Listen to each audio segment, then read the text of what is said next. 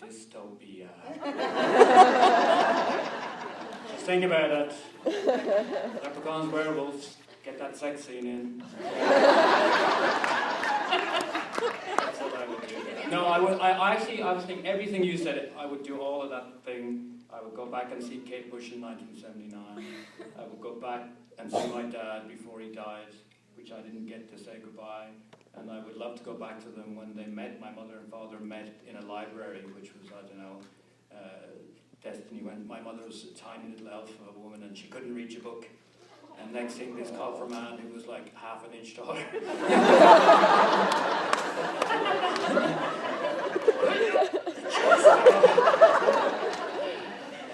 So, it was James Joyce, I think, luckily because Samuel Beckett was higher on the show. And I would love to have seen that moment. So, yeah, there's a lot. I think it would, if any of us could go back, we would go back and see what happened in our family in those glory days. That's true, wow. But it's how sort of portentous that they would meet in the library and then create you, so pretty neat. Not in the library, they didn't. Sometime later. Ooh, Beckett.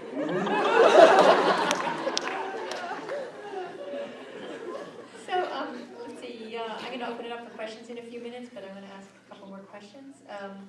So this is for all of you. Can you tell me a little bit about your editing process and how involved your editor is in what ends up on the page and what your working relationship is like? Let's start with Melissa. Sure.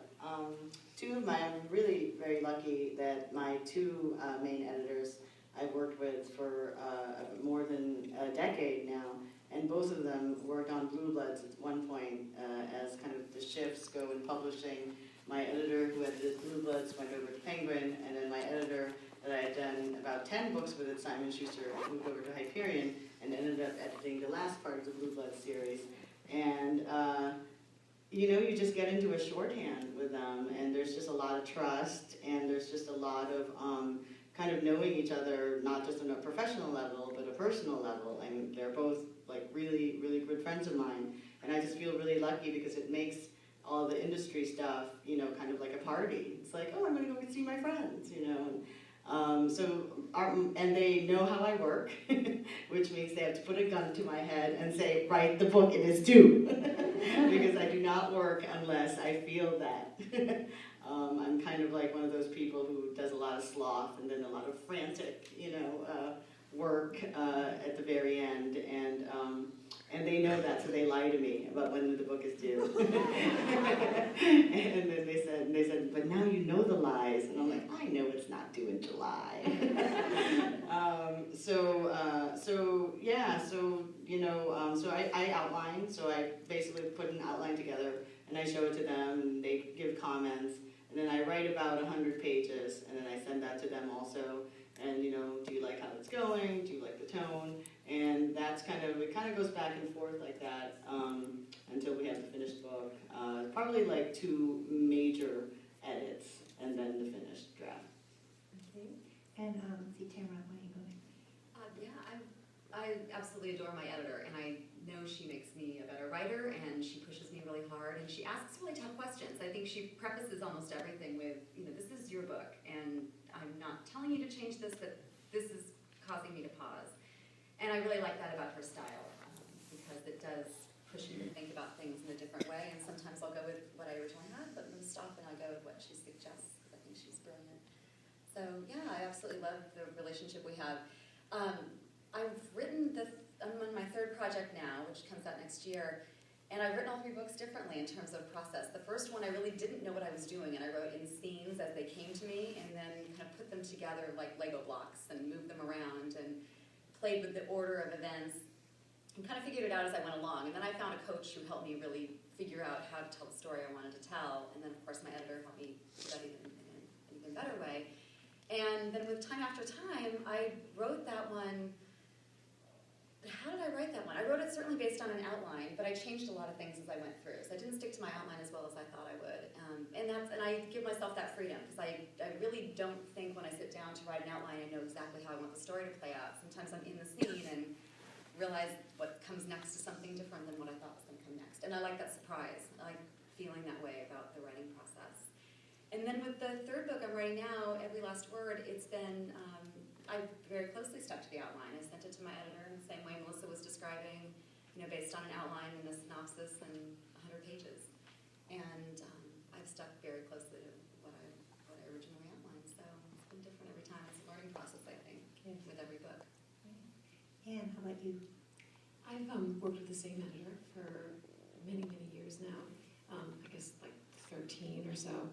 And I really have her to credit with having the courage to be a writer at all. I was working in a kind of a editorial capacity myself, and I had done a couple of very big rewriting jobs under her auspices, so I was sort of a sub-editor for her. And I had done one where a book had gone off the rails and a writer had dropped out, and the book was in the pipeline and they needed it to be done, and I went home and I kind of wrote it, rewrote it, kind of writing it. And at the end of it, she said, I think you should be a writer.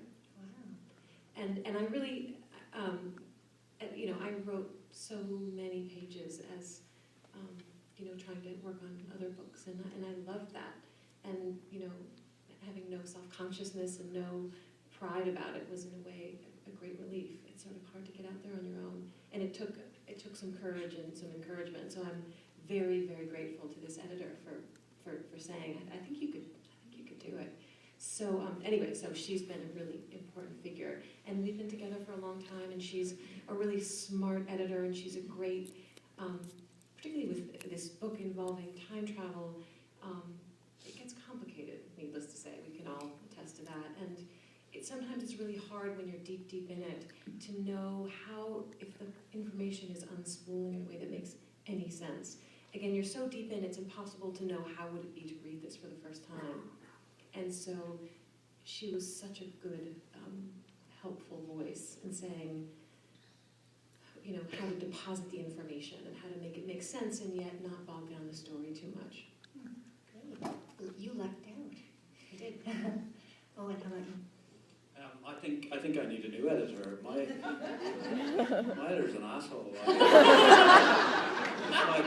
He's like a vindictive 8th grade English teacher. It's like, I get a bag, shit, crap, change it, shit, crap, crappy shit, shitty crap, change it. So, you guys like it, sounds great.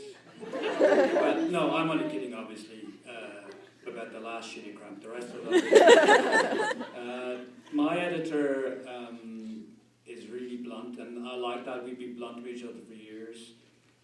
And I send him the whole manuscript, and that's a risky way to do it, because you can lie down and it can go well for you, or it can be just a nightmare of rewrites. But just something I've come across recently, I bet you guys have too, is I've met a few up-and-coming writers, and they said, well, I submitted it to an editor and they told me, oh, I'm not going to change anything, so I'm self-publishing.